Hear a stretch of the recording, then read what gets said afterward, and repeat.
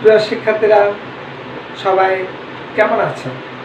আশা করি তোমরা যে যেখানে আছো অনেক ভালো আছো।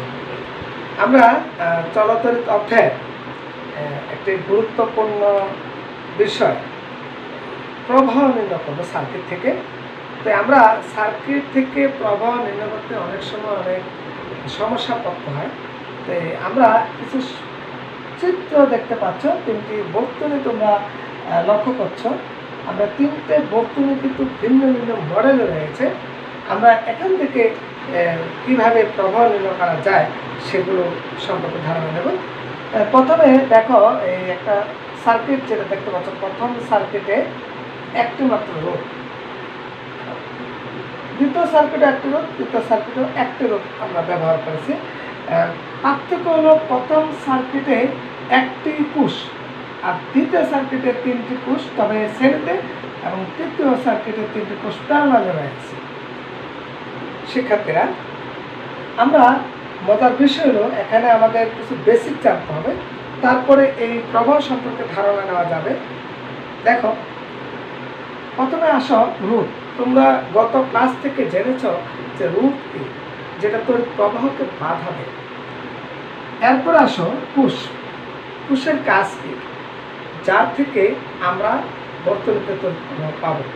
সংজ্ঞাটা দাঁড়াবে যে যন্ত্রের সাহায্যে নিরবচ্ছিন্নভাবে রাসায়নিক শক্তি তড়িৎ প্রবাহে পরিণত হবে তাকে কোষ বলে। তারপরে লক্ষ্য করো, এখানে শ্রেণীর সমবায় রয়েছে তিনটি কোষ। তোমরা 9-10-এ একটা ধারণা আছে, সেটা হলো যেমন একটা রোধ, দুটা রোধ, তিনটা রোধ।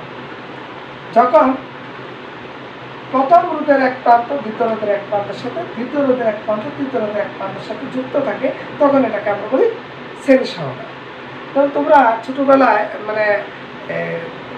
একই বন্ধু, কয়েকজন বন্ধু যখন একজনের ডান হাত আরেকজনের বাম হাত ধরো, ওই বন্ধুর ডান হাত অপর বন্ধুর বাম হাত ধরো, তখন এটাকে কিন্তু আমরা শ্রেণী বলবো। একইভাবে আমরা সমান্তরালটা দেখো, প্রত্যেকটা রোধের এক প্রান্ত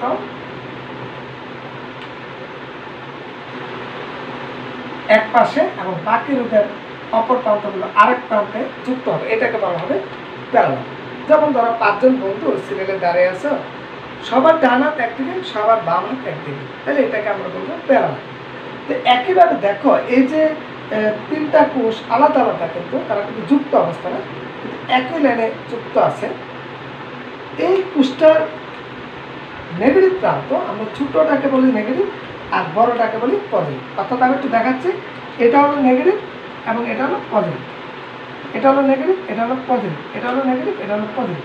তো প্রত্যেকটা কোষের দেখো, প্রথম কোষের নেগেটিভ প্রান্ত, দ্বিতীয় কোষের পজিটিভ প্রান্ত, দ্বিতীয় কোষের নেগেটিভ প্রান্ত, তৃতীয় কোষের পজিটিভ প্রান্ত, এই যে এইভাবে যুক্ত হলো, এটাকে আমরা শ্রেণী সমবায়ে কোষগুলোকে সাজানো হয়েছে বলে আমরা বিবেচনা করি।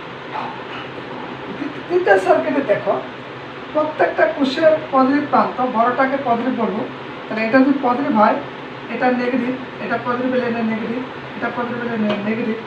তাহলে এই যে পজিটিভ প্রান্তগুলোর এক প্রান্ত একদিকে এবং নেগেটিভ প্রান্তগুলো এক প্রান্ত কিন্তু অপর দিকে, এটা হলো এই কোষগুলো বলবো সমান্তরালে রয়েছে। তা আমরা এই ব্যাপারগুলো বুঝতে পারলাম। এখন যদি একটা কোষ থাকে তাহলে প্রবাহ কেমন হবে, যদি তিনটা কোষ বা একাধিক কোষ, এখানে তিনটা কোষ করলে শুধু নয়, 10টা হতে পারে কোষ, এখানে অনেকগুলো কোষ, শ্রেণীতে থাকলে প্রবাহ কেমন হবে, এবং কোষগুলো একাধিক কোষ, 3টি বা 5টি বা 10টি, অসংখ্য কোষ যদি সমান্তরালে থাকে তাহলে প্রবাহ কেমন হবে। আমরা এই প্রবাহগুলো এখন নির্ণয় করব। দেখো শিক্ষার্থীরা, আমরা ধরে নিলাম এই প্রবাহটার মান হবে আই। যেহেতু এরা শ্রেণী সমবায় রয়েছে, এই প্রবাহটাকে আমরা আইএস করলাম, এবং যেহেতু কোষগুলো সমান্তরালে রয়েছে তাহলে এই প্রবাহটাকে আমি আইপি বললাম। তাহলে এবার খেয়াল করো, প্রথম বর্তনী থেকে আমরা প্রবাহের মান বের করতে যাচ্ছি। আমরা এখানে একটা জিনিস রয়েছে, সেটা হলো ই মানে তড়িৎচালক বল বা তড়িৎচালক শক্তি। দেখো এখান থেকে যখন প্রবাহটা যাবে, প্রবাহটা প্রশ্ন হলো এখান থেকে কীভাবে যাবে, এই পথে কেন যাবে? কারণ ব্যাটারি প্লাস থেকে বলে দিচ্ছে যে প্রবাহ তোমাকে এখান দিয়ে যেতে হবে। কারণ আমরা জানি উচ্চ বিভব থেকে নিম্ন বিভব থেকে প্রবাহ প্রবাহিত হয়। তো সেক্ষেত্রে এই প্লাস থেকে কিন্তু প্রবাহটা প্রবাহিত হচ্ছে। একইভাবে দেখো প্লাস থেকে কিন্তু প্রবাহটা প্রবাহিত হচ্ছে। এই প্রবাহ নাম হলো আইপি, এই প্রবাহ নাম হলো আইএস, যেহেতু শ্রেণীতে রয়েছে এই প্রবাহ নাম আই। এখন প্রবাহটা যখন যাবে তখন প্রবাহটা কিন্তু একই পথে রয়েছে, কিন্তু এখানে একটা বাধা খাবে আরের জন্য, এবং এই কোষের কারণে একটা বাধা খাবে, এটা হলো স্মল আর এর কারণে। তাহলে এখানে দেখো টোটাল পরিচালক শক্তিটা ভি প্লাস ভি প্রাইম, অর্থাৎ এই আর এর কারণে যে ভোল্টেজ তৈরি হবে সেটা হলো ভি, এবং এই স্মল আর কারণে যে ভোল্টেজটা তৈরি হবে সেটা হলো ভি প্রাইম। এখানে টোটাল এটা দুটো অংশে বিভক্ত হলো, একটা ভি এবং একটা ভি প্রাইম। তাহলে আমরা আবার জানি ওহমের সূত্র থেকে বের হলো আই আর, এটা তোমরা এর আগের ক্লাস থেকে তোমরা জেনেছ। তাহলে একেবারে ভি সমান আমরা বলতে পারি আই আর, এবং ভি প্রাইম সমান লেখা যাচ্ছে আই স্মল আর। একটু খেয়াল করো, এই ভিটাকে আমরা কি ভি করবো? এই ভিটা হলো এখানে, এই ভিটা হলো এখানে বাহ্যিক ভোল্টেজ, এবং ভি প্রাইমটা হচ্ছে হারানো ভোল্টেজ। তাহলে পরীক্ষার বাহ্যিক ভোল্টেজ বললে ফিগারের দুই প্রান্তে যে বিভব পার্থক্য হবে সেটাকে বুঝবো, আর ভি প্রাইম বললে বুঝবো যে এই যে অভ্যন্তরীণ রোধের কারণে, কোষের অভ্যন্তরীণ রোধের কারণে যে বিভব পার্থক্য হলো সেটা হলো ভি প্রাইম। বা পরীক্ষা অনেক সময় হারানো ভোল্টেজ নির্ণয় করা বলতে পারে। তাহলে যেহেতু ভি সমান আই আর, প্রবাহ কিন্তু একই থাকে। এই আর এর মধ্যে দিয়ে যে প্রবাহ যাবে, এই স্মল আর এর মধ্যে দিয়ে কিন্তু একই প্রবাহ যাবে। কারণ আমরা জানি যেমন একটা ড্রেনের মধ্যে দিয়ে পানি যাবে, তাহলে এখানে যদি ইট বালু কংক্রিট যাই দেখুক না কেন, পানিটা একটু দেরিতে যাবে, কিন্তু পানি কিন্তু সেই পানিগুলোই প্রবাহিত হবে। এখন একইভাবে আমরা বলতে পারি এই আর এর মধ্যে দিয়ে কিন্তু যে প্রবাহটা যাবে, স্মল আর এর মধ্যে দিয়ে কিন্তু একই প্রবাহ যাবে। তাহলে অর্থাৎ বলা হচ্ছে ভি সমান আই আর এবং ভি প্রাইম সমান আই আর। পার্থক্য হলো আই একই, কিন্তু এটা বিগার এবং এটা স্মল আর। তাহলে এখন এখান থেকে আমরা বলতে পারি আই কমন নিলে I bigger plus small r, তাহলে সমান সমান আই সমান সমান P by bigger plus small r. এই হলো তোমার আমরা এই যে প্রবাহটা পেয়ে গেলাম, এই প্রবাহটা হলো এখানে আই সমান সমান P by bigger plus small r. এখন আমরা এবার একটু দেখো, আমরা এটাকে একটু উপরে নিয়ে যাচ্ছি। সুতরাং আই সমান সমান P by small R plus bigger. এখন আসো স্মল আর এবং বিগারের সমষ্টি। এই সূত্র দিয়ে আমরা এই সার্কিটে প্রবাহ নির্ণয় করতে পারব। এখন আসো আইএস বের করবো কিভাবে? দেখো আমরা সূত্র কিন্তু এটাই, মূল সূত্র এটাই, আই সমান সমান ই বাই আর প্লাস আর। দেখো এখানে বিগার একটাই, বড় তারা বাহ্যিক রূপ এখানে একটাই থাকবে, কিন্তু এখানে যেহেতু প্রবাহটা আইএস হবে, তাহলে আমরা এখানে আইএস ব্যবহার করবো। আর যেহেতু এখানে তিনটা রূপ, এর জন্য এখানে আরএস ব্যবহার করবো। একইভাবে তৃতীয় সার্কিটের ক্ষেত্রে দেখো আমরা মূল সূত্র এতে I is to E by R plus r. এখানে আমরা রুট একটি, আমরা একটা রুটে ব্যবহার করব। তারপরে দেখো কৌশলটা, এখানে অনেকগুলো কোষ, এখানে আর পি এই রুটগুলো হবে আর পি রুট, এটা আর এস রুট, শ্রেণী সমবায় থাকবে। যেহেতু কোষগুলো শ্রেণী সমবায়, তাহলে অর্থাৎ রুটগুলো কিন্তু অভ্যন্তরীণ রুটগুলো শ্রেণী সমবায়। এখানে যেহেতু কোষগুলো সমান্তরাল রয়েছে, তাহলে অভ্যন্তরীণ রুটগুলো কিন্তু সমান্তরাল সমবায়ে থাকবে। এখানে খেয়াল করো, আমরা এখানে যেহেতু অনেকগুলো কোষ, এর জন্য এটা এস, এখানে যেহেতু অনেকগুলো কোষ, এখানে হবে ইপি। যেহেতু এটা শ্রেণী, এই জন্য ইএস।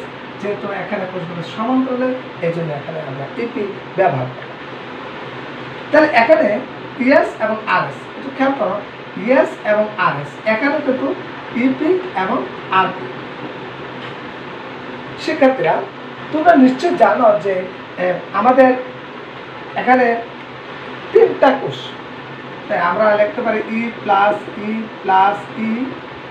এখানে যদি অসংখ্য থাকে, আমরা ধরে নিলাম কোষের এন সংখ্যক কোষ রয়েছে।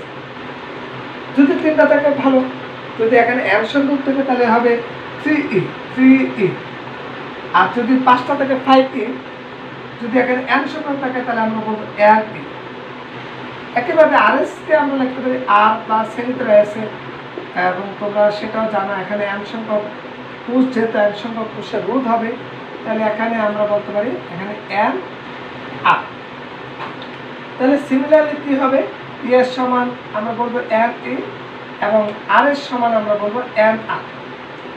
তাহলে এই হয়ে গেল, আর এখানে এন আর, আর যেহেতু বিঘাত অলরেডি রয়ে গেছে, তাহলে সূত্রটা হয়ে গেল N E by R plus N. এখানে দেখো, তোমরা নিশ্চয়ই জানো যে কোষগুলো যদি সমান্তরালে থাকে তাহলে সেক্ষেত্রে কোনো ভোল্টেজ, সবগুলো কোষের ভোল্টেজ কিন্তু একই হবে। এখানে প্রথম কোষের ভোল্টেজ যা হবে, দ্বিতীয় কোষের ভোল্টেজ তাই হবে। তাহলে অতএব আমরা বলতে পারি ইপি সমান সমান কিন্তু ই। এবং এখানে কোষগুলো প্যারালালে রয়েছে 1/rp = 1/r। যেমন এখানে শ্রেণীতে রয়েছিল, এখানে কিন্তু প্যারালালে 1/r প্লাস 1/r। যদি এখানে নাম্বারটা আমরা n সংখ্যক ধরেছি, এখানে নাম্বারটা আমরা m সংখ্যক ধরি, মানে এখানে n, এখানে m। তাহলে যদি 3টা 1/r হয় 3 × 1/r, যদি 5টা 1/r হয় 5 × 1/r। যেমন আমি এভাবে যদি বলি যে হাফ যোগ হাফ যোগ হাফ সমান কত হবে, তাহলে 1 2 3, 3টে হাফ। তাহলে একইভাবে আমরা বলতে পারি এখানে 1/r যদি m সংখ্যক হয় তাহলে 1 × 1/r। তাহলে সমান সমান আরপি সমান দাঁড়াবে, যেহেতু উল্টে ফেললাম, 1/rp মানে আরপি কিন্তু এটা m/r, এটা হবে r/m/r, r/m। তাহলে আমরা এই আরপি সমান পেয়ে গেলাম আমরা r/m। এখানে আমরা কি পাচ্ছি দেখো, ইপি সমান পেলাম ই, এবং আর তো অলরেডি রয়ে গেল, এবং আরপি সমান আমরা পেয়ে গেলাম r/m। তাহলে এটাকে আমরা লসাগু করলে পাচ্ছি m লসাগু m r plus r e। এখন m টা উপরে উঠলে তৈরি হবে m e by m r plus r। তাহলে এই হলো আমাদের সূত্র। তাহলে এই 3টি সূত্র আমরা তৈরি হলো, একটা হলো আইএস, একটা আইপি, এটা কিন্তু আইপি, এবং আরেকটা হলো এখানে আই। আমরা একটু দেখো যে আমরা যে বেসিকটা খেয়াল রাখতে হবে, সেটা হলো যে এখানে m এর মান হলো কোষের সংখ্যা, আর এই যে n এর মান, এটাও কিন্তু কোষের সংখ্যা।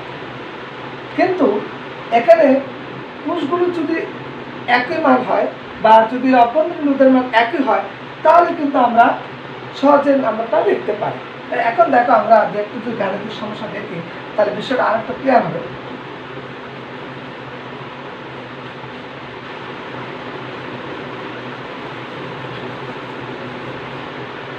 তোমরা একটা খেয়াল করো, এখানে আমি 5 ভোল্টেজ দিলাম, মানে অর্থাৎ ইয়ার মানটা আমি 5 ভোল্টেজ দিলাম, এখানে ইয়ার মানটা আমি 5 ভোল্টেজ দিলাম, এখানে আমি ইয়ার মানটা 5 ভোল্টেজ দিলাম। এখানে অভ্যন্তরীণ আমি 1 ওহম দিলাম, এখানে অভ্যন্তরীণ 1 ওহম, এখানে অভ্যন্তরীণ 1 ওহম, আর এর মানটা আমি দিলাম 20 ওহম। তাহলে এখন দেখো, আমরা n এর মানটা 20, n এর মানটা এখানে 3, যেহেতু 3টা কোষ, এবং ইয়ার মানটা দেখো, এখানে ইয়ার মানটা ভোল্টেজ দেওয়া আছে 5 ভোল্টেজ, বিঘারের মান মানে 20 প্লাস m এর মান 3, এবং r এর মান হলো এখানে 1।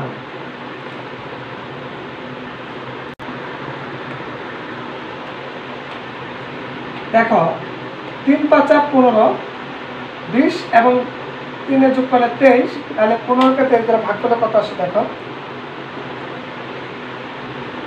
0.65 অ্যাম্পিয়ার।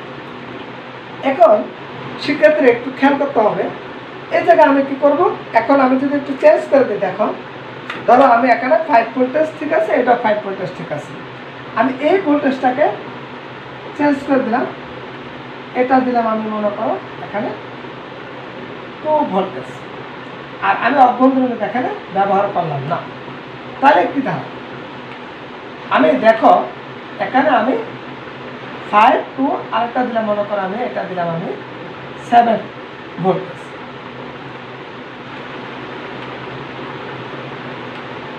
এটা আমি 10 ভোল্টেজ দিলাম, তাহলে দেখো এখন কি দাঁড়ায়, দেখো এখানে আইএস এর মান যেহেতু শ্রেণীতে আছে, তাহলে এখানে সূত্রটা হবে R/R+NR, এটা কিন্তু আমরা জানি। দেখো এখানে কিন্তু অভ্যন্তরীণ রুট নাই, যদি কোনো বর্তনীতে অভ্যন্তরীণ রুট দেওয়া না থাকে তখন তার মান কিন্তু 0 ধরতে হবে, এবং এখানে কোষ কিন্তু রয়েছে 3টা, এবং 3টা কোষের ভোল্টেজ কিন্তু ভিন্ন ভিন্ন। তাহলে এখানে কিন্তু আমরা জানি যে প্রতিপাদনটা করতে গিয়ে দেখলাম এন এ মানে হলো ইএস, তাহলে আমি এখানে এন কে কি ব্যবহার করবো, এখানে ইএস ব্যবহার করবো, তাহলে ইএস সমান সমান তাহলে যোগ হবে, সবগুলো ভোল্টেজ যোগ হবে 5 + 2 + 10, তাহলে এখানে 5 2 7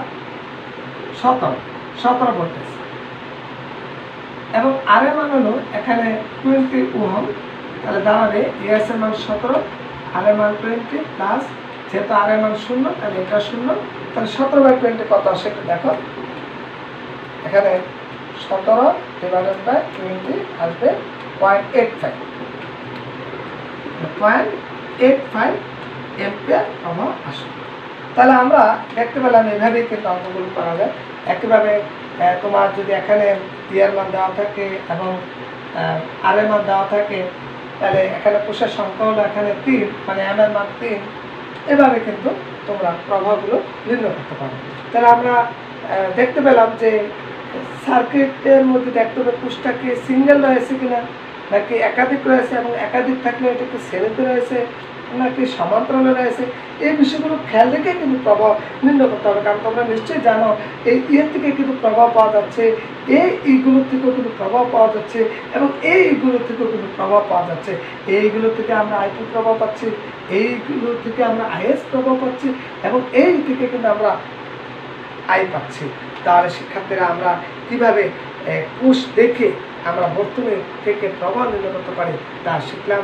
সবাই বাসায় আরও একটু প্র্যাকটিস করবে, এরপরে যদি কোনো সমস্যা থাকে অবশ্যই জানাবে। তাহলে আজকে ক্লাস এখানে শেষ করলাম। সবাই ভালো থাকো, সুস্থ থাকো, সবাইকে ধন্যবাদ।